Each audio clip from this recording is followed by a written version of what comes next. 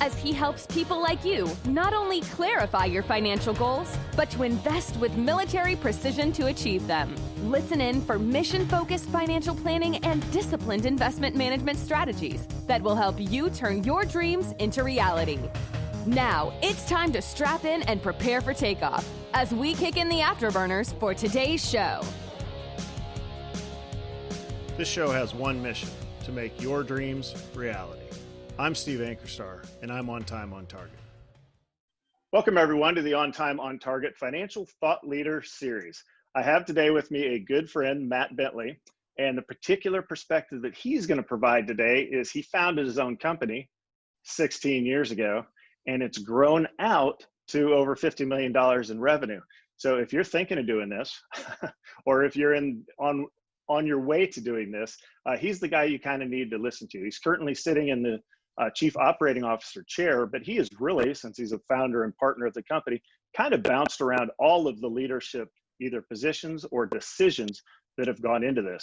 And along the way, if you heard an earlier podcast, somebody else was giving Matt Bentley credit for helping him along the way. And I share that same feeling. I got to meet Matt several years ago. Our daughters happen to be the same age.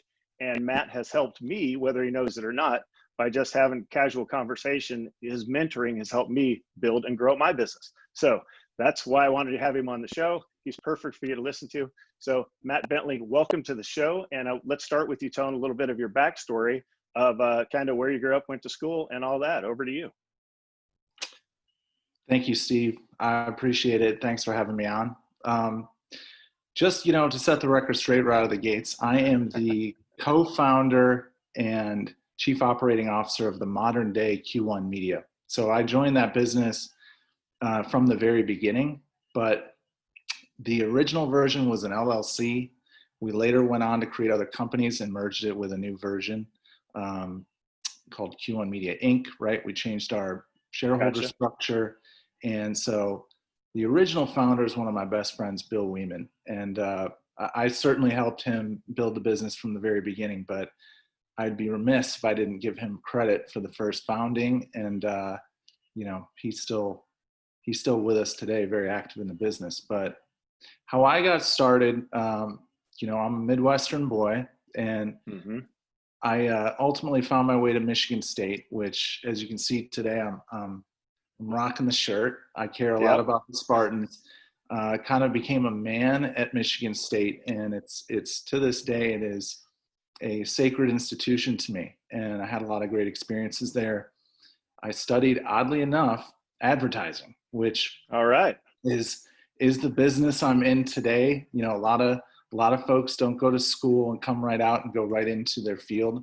I had the luxury, at least for most of my career, to be in advertising, and mostly advertising sales management, operations, things of that nature. So coming out of Michigan State, I graduated in 1998, and my lovely wife, Lisa, actually introduced me to the founder of a .com business based out of Austin, Texas. Oh, nice. Yeah, his name was Eben Miller. Really dynamic, amazing entrepreneur that taught me a lot right out of the gates. Lisa introduced me, and she won't let me live that down, right? She'll remind me about that till my dying day, my final breath. She's probably gonna poke me and remind me of that. But after that introduction, they flew me to Austin. I ended up getting the gig. I'm fresh out of Michigan State, just a few weeks, and it's kind of a dream scenario. They give me the opportunity to pick any region I want to be in the country, move there, and begin being a regional sales manager, building markets up for collegestudent.com, which was a online portal. Just imagine it as like a Yahoo for individual college campuses. And we had about 200 schools that we were promoting at that point. And my job as an RSM for the company was to fly out to different college campuses in the SEC. Doesn't suck, right? Right, rough life, yeah. Right. Meet with local advertisers and try to recruit and hire local marketing students to kind of do the guerrilla marketing efforts to build up the web presence once I left the market. But, to put that all in context, 22, 23 years old, coming right out of Michigan State with an advertising degree. I've got no real sales experience and no management experience, but I'm a regional sales manager right out of the gates. And it was a baptism by fire experience. And Eben basically trained me for 2 weeks, a little less than 2 weeks, in Chapel Hill, North Carolina, which also didn't suck. An amazing college campus to be on. And, we were doing door to door. Basically, we had our home base. We had a handful of employees in Austin that would call into the market and get us meetings, but they weren't able to just fill our calendar. And so you would end up going door to door, going into the big restaurants and bars and the bookstores and just pitching. And so that was an amazing experience. I was pitching digital advertising in 1998 to small business owners and sometimes medium-sized businesses around, college communities, and just cutting my teeth and trying to make it work. Yeah. That's pretty cool. Now, I think you're right. You said something there that made me think of the people I've interviewed. I don't know of too many that actually ever used their degree, or used it right out of college. So how did did your degree relate to what you were doing, or what you were doing was more kind of social skills and closing deals, business 101 versus advertising? Degree did not really relate. I was kind of slanted towards more of a copywriting and creative role within the advertising program at Michigan State. This was before they had digital media programs. So Gotcha. I was coming out of school with an advertising background, right? I'd handled, different presentations and learning how to build out campaigns for advertisers and kind of understanding the nuts and bolts of that for traditional media. But digital was just starting. It was like the very beginning of digital media really getting any kind of traction. And, I jumped at the opportunity because I thought, hey, this is cool. I understand advertising a little bit now.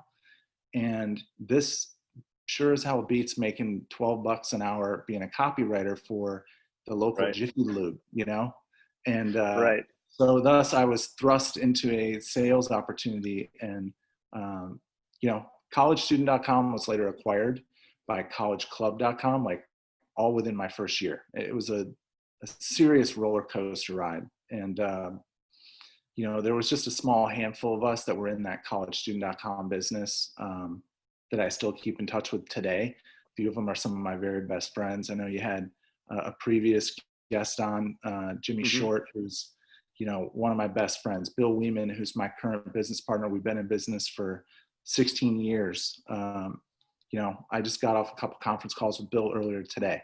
So it's funny who you meet in those early roles and experiences, and how they can stay with you for the rest of your life. And, we all went on that roller coaster together after the acquisition of collegestudent.com to collegeclub.com.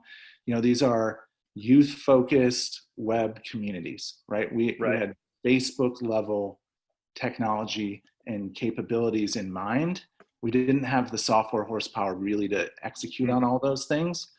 We were maybe a little early, but the venture money was flowing into businesses like us at an alarming rate, So after the acquisition, Jimmy rolled out to a spin-off company, and Bill and I became, senior account guys working for the combined company. And they relocated us out to San Diego, which was amazing.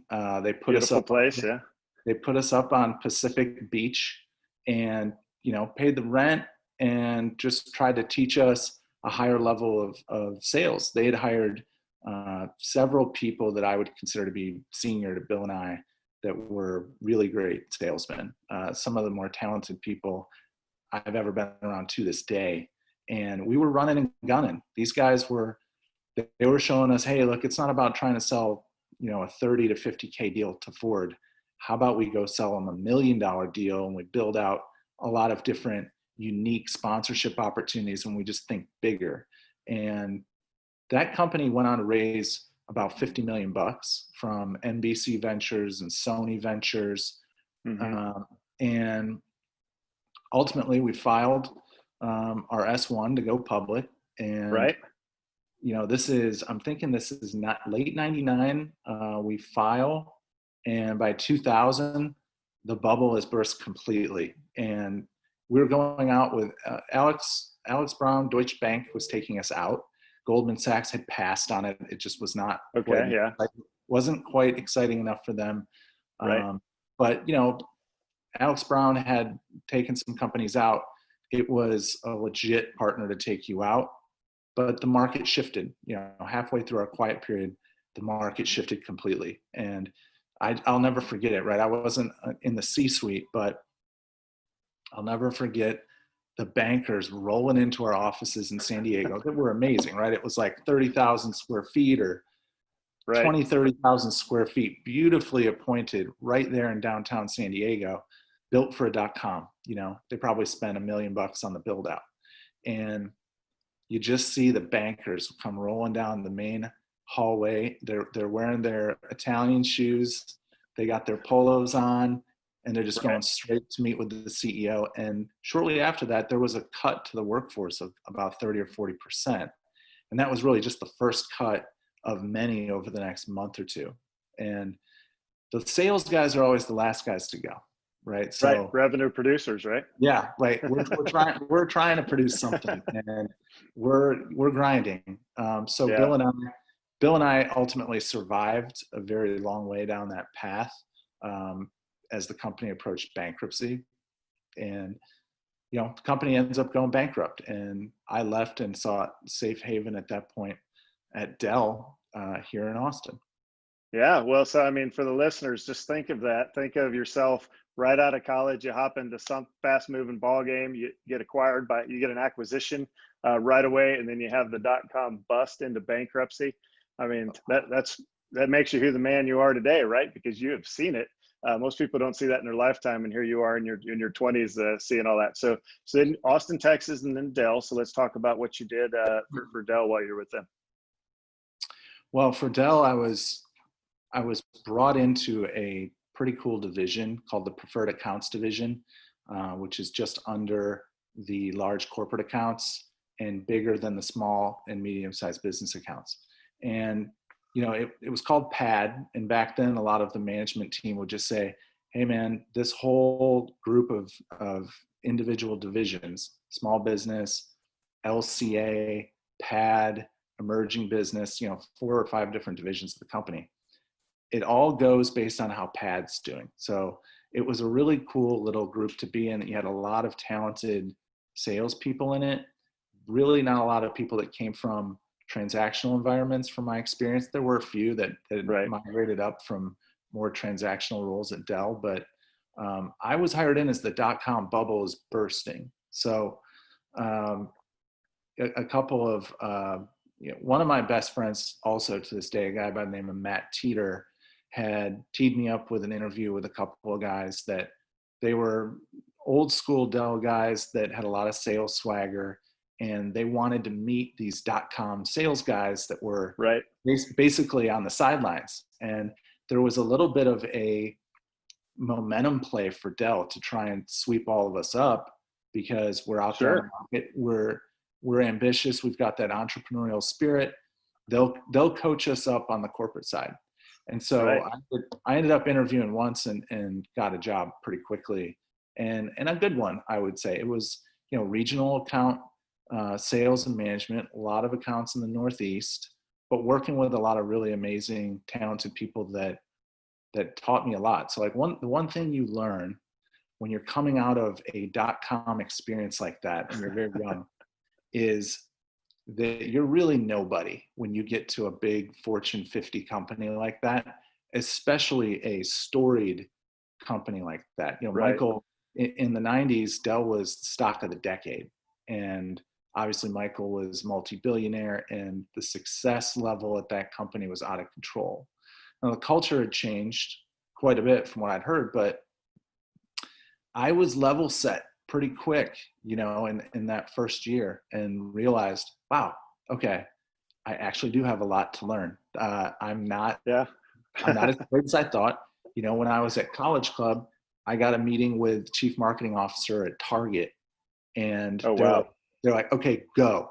And the next thing I know, I'm up there with my boss, their entire ad agency, and the CMO's staff. And, you know, I'm presenting, and I'm just a kid, right? I don't have a ton of experience. I haven't gone through a lot of trainings. I didn't carry the bag, so to speak, for Right. College Club for 10, 12, 15 years. But I was given just a really long rope, and they wanted to see what we could do. And advertisers wanted to buy .com properties back then from young people because they felt like we were more in touch with what was happening with the internet. Yeah. Yeah, So that makes sense. it was a little bit more understood and forgiving. But when I got to Dell, right, it was, you don't know what you're doing. Here's how the sales process works. Here's how we sell. Here's the model of control. Here's how we make money. Here's how we generate margin. Here's process, right? Here's how you work together with a team of people. And man, you got a lot to learn, right? And so if I could go back and change anything in my career, my time at Dell would be the last thing that I would ever change, because, you know, I learned a ton from a lot of really smart people, and I have a lot of great relationships to this day that I cultivated at that company. Oh yeah, you bet. Well, when I hear you say that, you know, coming in as a young gun and a hot shot, and kind of getting humbled by the pros, if you will, reminds me of like guys that go to pilot training in the Air Force. It's the first thing they ask you when you walk in the door is like, hey, have you flown a lot? Are you already a pilot? And the guys that are like, yeah, I have. I've got 2,000. It's like they're terrible, right? Because they think they know how to fly. That's the problem. And the Air Force wants to teach you a very specific way to fly. And so they have to kind of, you know, break all those habits and say, no, this is how it's done. And you see later on, like, oh, that makes a lot of sense. So your point resonated with me there. So good times, good mentorship at Dell, 4 years. And then tell us about how the transition there to the start of Q1, or you joining up with Q1, and take us into the Q1 story. Well, I mean, if there was one thing I ever accepted at Dell, is that, you know, there's a ton of amazing people there, right? But that corporate structure, how they do business, how you're treated as an employee, it may not always rub some people the right way, you know, and right. There's still, I've got some of my best friends are still there, and it's the same grievances over and over again. Everybody's there for different reasons, and some of them are great reasons to be there later in your career. I felt like, for me, I wanted to own something, and I didn't want to be beholden to anybody. I wanted total job security, and I basically wanted to bet on myself. And Bill Weeman and I had been talking off and on, you know, my last year at Dell, about what if I came and joined him in this consulting business that he had just started up. Right. And it was selling digital media, representing a handful of web publishers. We really considered ourselves in the early days as a sales boutique, right? Like, we were working with 5 or 6 different web publishers, and we sold their audiences exclusively to big agencies. We represented them. You couldn't buy inventory on those websites without going through us. And, you know, so Bill and I had talked off and on. I was kind of intrigued. He knew I wanted to start something. And I mean, I was all across the board with things I was thinking about doing. Right. I think he saw the entrepreneurial spirit. He and I had already been really good friends and had some amazing entrepreneurial experiences together. So it was kind of a natural thing for him to say, I think you should join me in this business. I think it would be amazing. He was slammed and overwhelmed, because I know you've met Bill a few times. Bill's a hell of a salesperson himself. Bill's got a lot of great relationship skills, and just became overwhelmed managing all this business that, you know, he was able to kick up for the publishers that we were representing. We were working with a handful of publishers, and they were largely in the youth and entertainment space, which also skewed youth. You know, when I say youth, think 18 to 24. And right.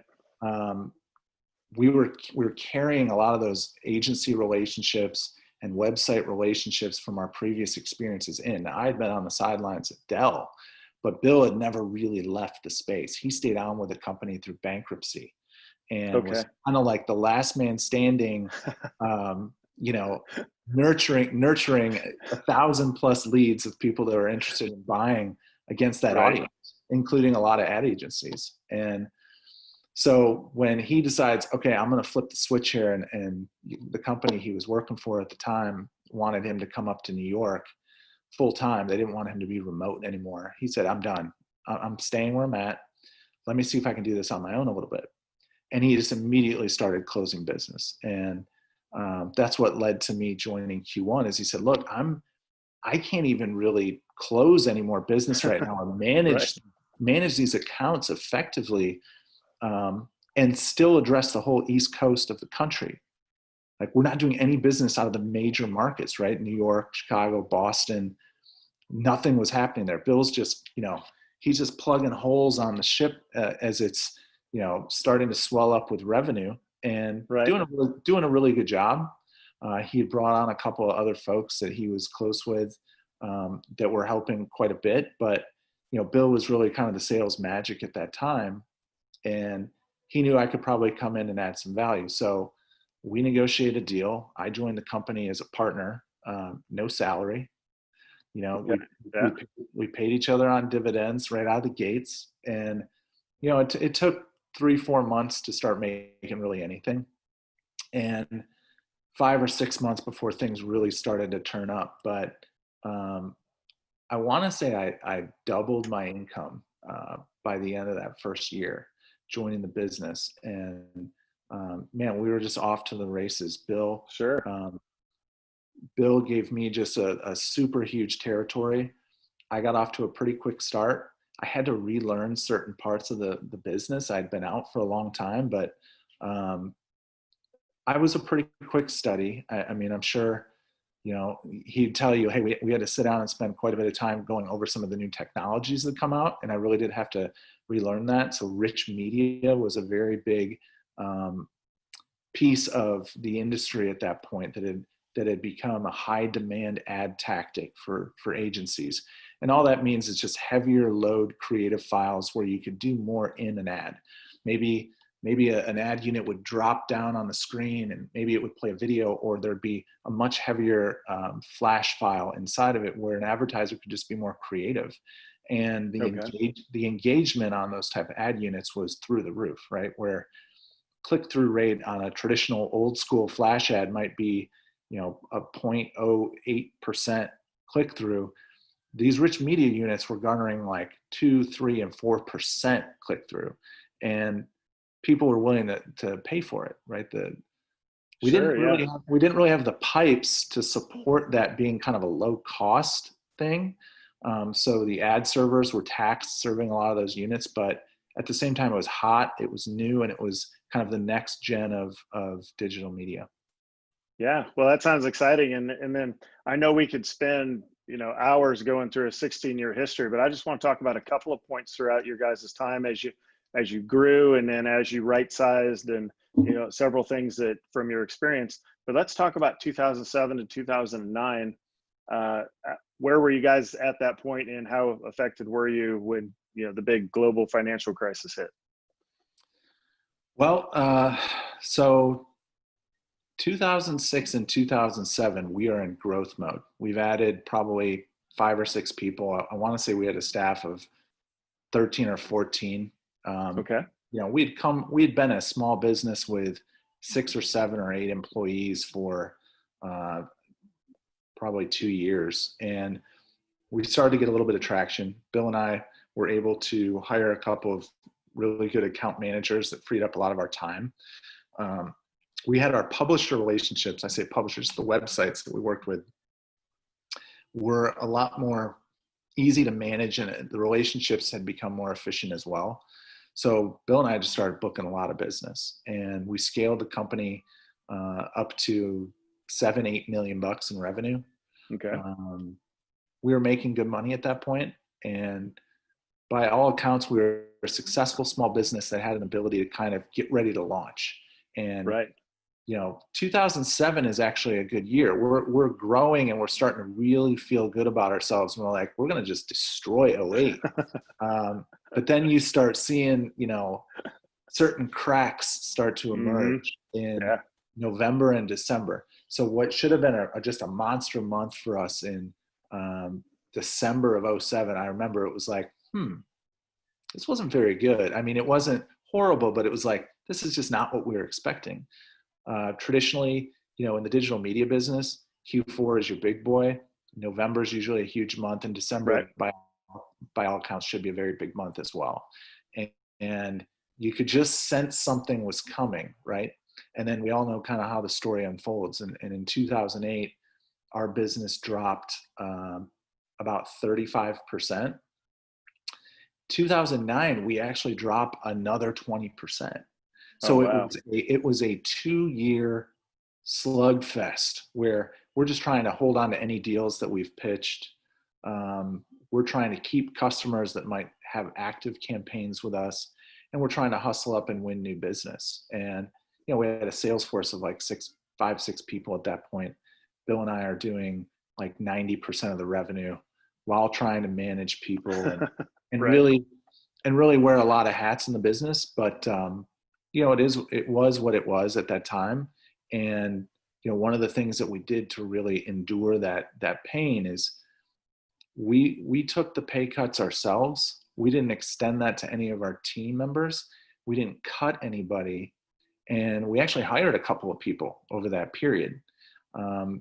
So I think that was a pretty wise move for us at that time. It was instinct. It wasn't coming out of some playbook. You just have a sense. I think some entrepreneurs have these senses, right? And it starts early on in your career where you kind of get a feeling for like, if I risk this, I know we're going to come out on the other side of this a lot better. And a lot of times those risks are risks for your own livelihood, and your own family. And, your employees will remember that too down the road. And they're going to know, hey, this is somebody that I believe in, that I'm really excited that they're leading the group because I've been through the war with them and I saw how they responded. And you know what? My quality of life didn't change at all. And we actually made some changes to our business that were pretty cool. So one of the things that we did do in 2008 and 2009 that I think changed the trajectory of the company completely is we began to innovate. Our sales organization had started getting a ton of requests for video. Video pre-roll was really starting to take off at that point. And all that is, is the YouTubes of the world and anybody who had a website that had video content, and you're layering in a 15 or 30 second spot in front of it. Maybe you're doing a mid-roll that's running 15 or 30 seconds in the middle. Whatever it was, there was a massive rush of demand for that inventory. And, video performed better, and the brands could use their creative assets for TV and just port it right over to digital and expand their reach. But there just wasn't enough supply. You could be on YouTube at one point. YouTube started to really take off, right? But there just weren't a lot of video content sites out there. So we decided to create a unit that we call the V slider that would actually pop up in the corner of a web page. You could close it out after 7 or 8 seconds. It would be branded for the website. And it could run a 15 or 30 second pre-roll. You could just stick a pre-roll in there. You didn't even need content to run it.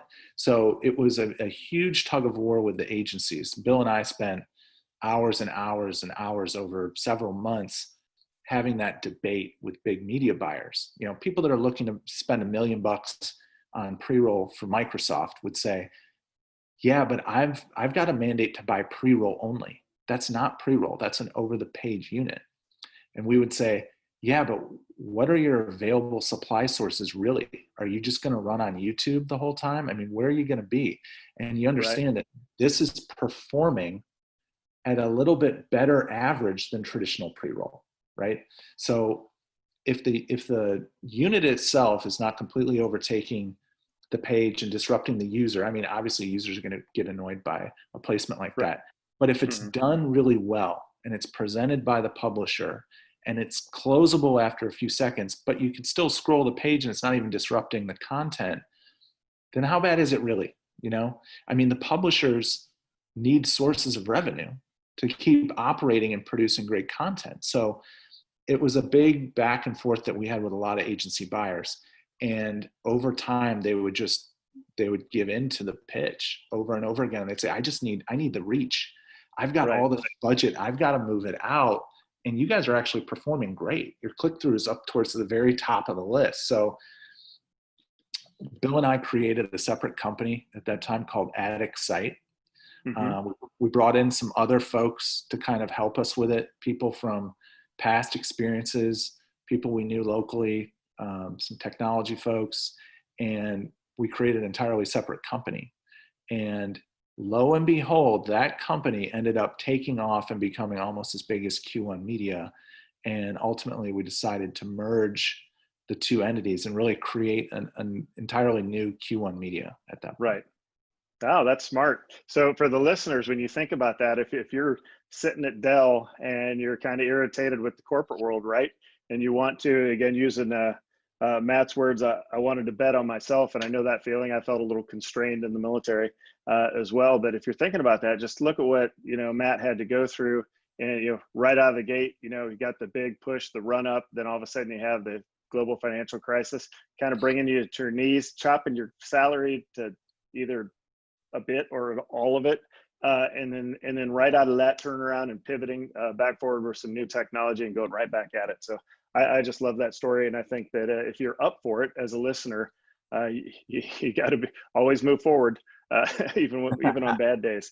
So let's. I know there's a lot to cover, but I want to kind of skip over everybody kind of grew from 2009 on into the latest with COVID-19, and I know there were some office moves, and I mean, per bunch of personnel as you grew out your business into your guys' vision.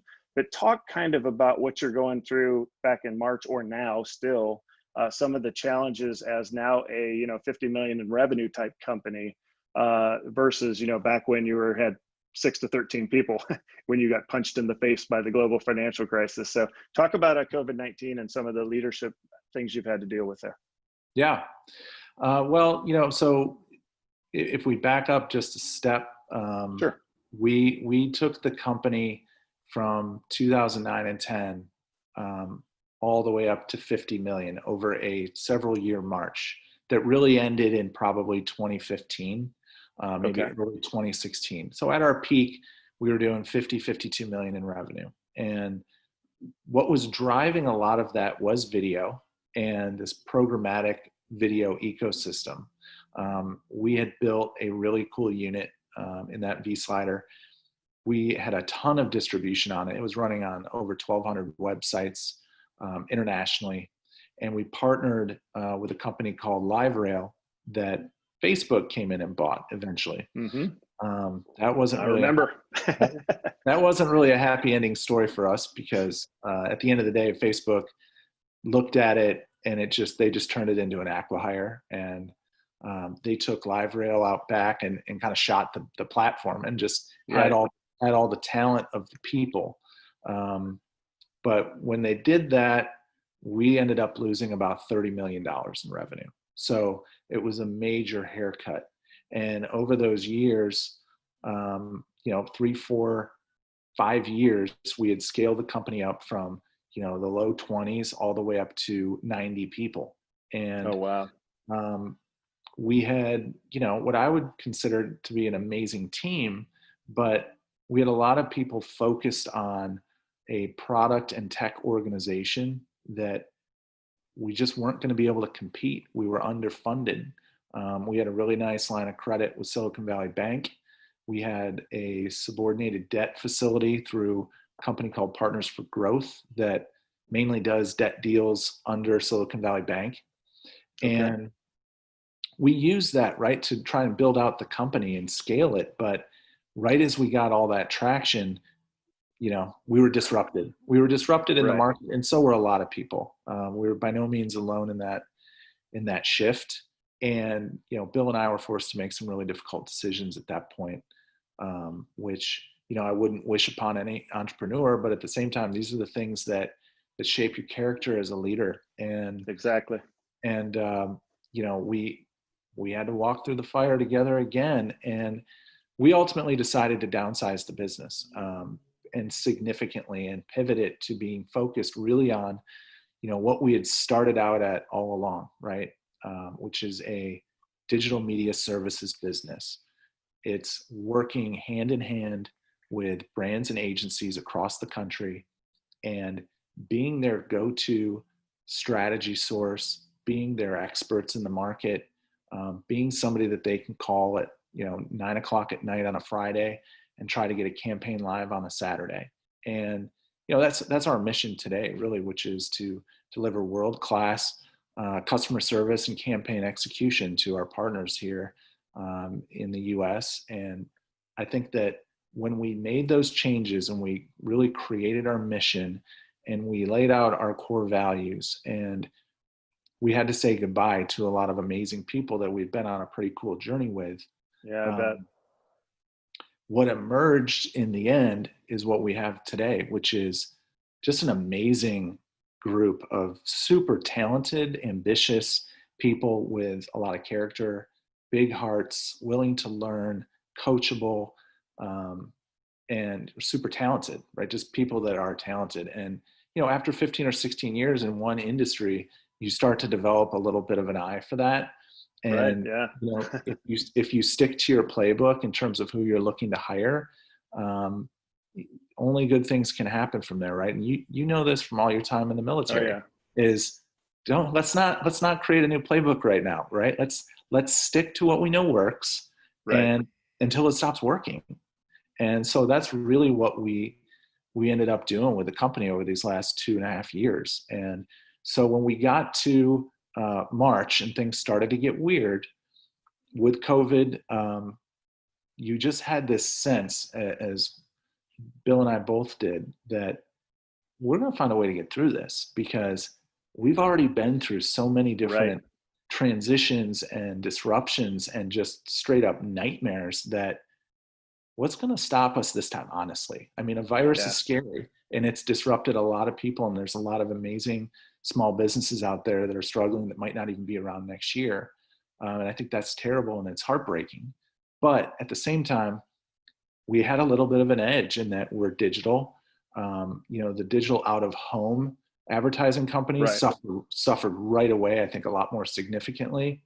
Some of the traditional media companies have struggled, and some of them will pull out, some of them won't. There'll be winners and losers there. We basically just already knew, okay, we're in a downward spiral. We've got a lot of advertisers that are asking to pause campaigns. We've got some deals that aren't going to close for at least another month or two now. Right. What are the levers we want to pull? And I think that's where having really good financial acumen comes in. Bill and I did not traditionally run the accounting organization for our business. But when we decided to clean up the company and change some things, we were forced to take over the accounting piece and really learn every element of our financials inside and out. And so we had a 2-year head start. We had already kind of picked up a mini MBA in how to manage a P&L and a balance sheet. Right. And we've got a pretty amazing accounting team, just a couple of people, Kalinka and Dustin over at Q1, that are just really bright driver people that care deeply for the people in the company and having the company perform well. So for us, it was pretty easy to understand the levers we could pull right when we started to see the writing on the wall. And that playbook is always cut your own compensation first. Right. And then look for other incentive-based programs that can be delayed or changed or straight up canceled. And then you just go down the list of P&L items that are either, necessary or not. Are they expenses that are going to actually drive revenue when the recovery starts or not? Are they mission critical? And it was pretty easy for Bill and I. We'd been through that whole process once before, having a little bit of control over the financials, and we'd walked through those scenarios before without total control, but we'd seen that story before, right? And it's about acting really quickly and aggressively, and not Sure. hope casting for the future. Basically, go look out 3-6 months and say, we might be operating at a 50, 60, 70% loss. What do we need to do today to try and absorb that? And by doing that, I'm sitting here today telling you, we just wrapped up our May financials. We were profitable in May. Very nice. We were almost essentially a break-even business in April, even though our numbers went down quite a bit. We'll be profitable in June, and we're teeing up some really, really big things for the second half of the year. And, I don't take a ton of credit for that. I'm sure Bill wouldn't either. We have a really amazing, talented team, both in our operations teams and our sales org. It really top to bottom, right? You saw that we just won. We were just named the 16th best small business to work for in the state of Texas. Very nice. Which is a huge honor. It is the 7th time we've won that award. We've won it back to back now, and we keep improving our status in the rankings. And, I just can't say enough about the team that we have together and how amazing they are from really every department. We run super lean with, our technology run by Keith Edelman. Human resources is just Laura Hood running the whole department. Our accounting group is 2 folks that I mentioned earlier. Mm-hmm. And then we have a host of really amazing account operations team members and salespeople that are just very, very talented and care a lot about what we're trying to do. And, you don't win that award a lot by having a weak culture. The culture has to be extremely strong. You need something like a 98% approval rating by their employees to even rank on that list. And, I'm honored and humbled every day when I interact with our team members. And I know that they know that we've got their back, and, we're going to continue to move forward through this time, and hopefully we can finish the year very strong. Well, those are so many wise words. And for the folks at home, I mean, that was literally like 8 leadership books compiled into one story. But, knowing that, having the confidence that you've been through the crap already. We used to joke in the military, that's why we have all those ribbons. It's like, what do those mean? It's like, I've seen my share of crap and I'm still here and I got it, So knowing that you guys have been through that together and hiring superstars and running an efficient operation, knowing your numbers, all that stuff is why I wanted you to have you on the show, and to talk about, it doesn't always work out. You're going to get punched in the face along the way, no matter what your plans are, and you roll with it and you go on. So thank you for sharing all that. I do appreciate it. So if you were to go back now as a mentor, and you're being very humble, by the way. So even though he finally acknowledged how good his company is there at the end, but I mean, really an amazing leadership team and a team of superstars. So, but if you were to go back and now share either with a younger version of yourself or a room full of 25-year-olds about entrepreneurship and starting a business and building it out, what sort of mentoring words would you have for those folks? I would say start out working for an organization that you either have an immense amount of respect for, or can teach you a lot in a very short window of time. Do not feel the need to rush into entrepreneurship and starting your own business. That time will come. The sacrifices that entrepreneurs make, I think, is often glossed over when you're young and you're fearless and you just want to get going and you don't want to work for the man and it's going to suck being in a 9-to-5 big corporate, whatever. Well, a lot of these big companies today, some of the greatest companies in the world, will let you work from home 2, 3, 5 days a week.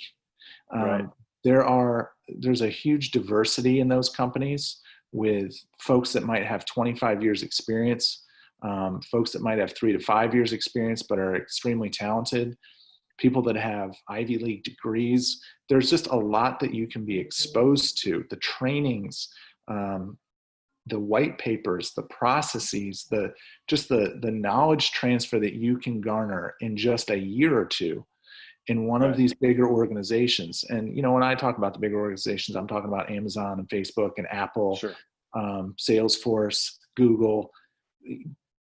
There is no shame in going to one of those companies out of college, even if you've got an amazing idea, because I think that it can carve out certain leadership capabilities and skill sets that you don't have, that you're not going to be able to develop on your own as an entrepreneur.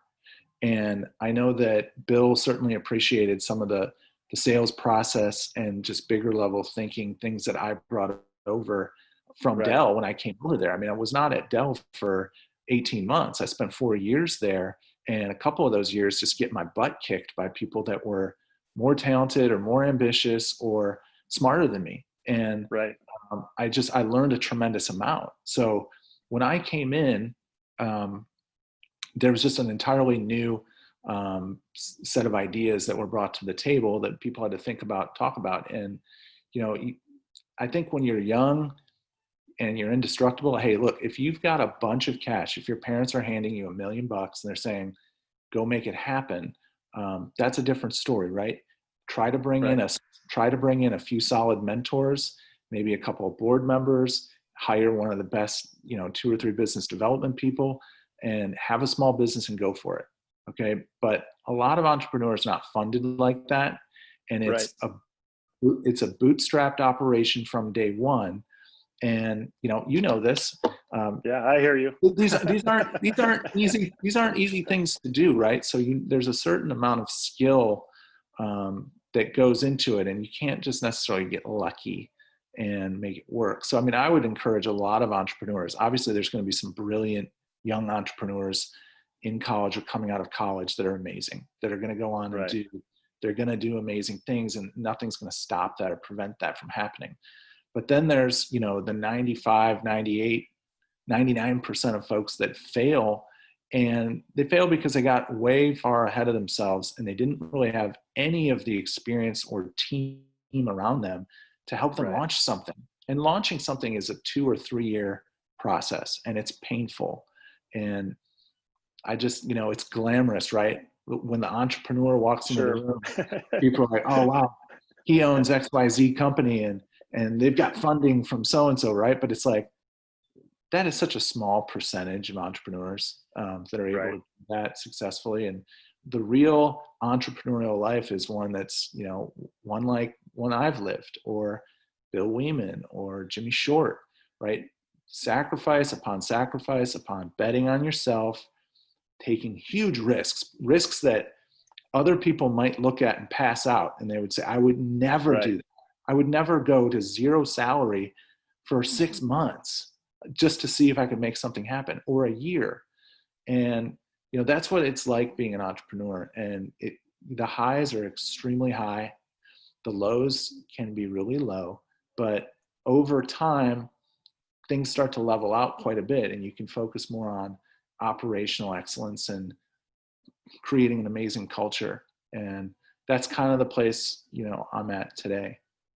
Yeah. Well, I think those are great words. And your advice about going out and actually getting some professional, if you will, type training. I kind of like those names you listed off. It was like, that's portfolio 101 right there. So good choice of group, good choice of companies there.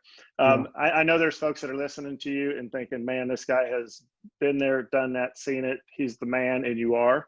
And folks are going to want to get a hold of you. How can they get a hold of either, like, I want to work at Q1 Media, or I want to ask Matt a question?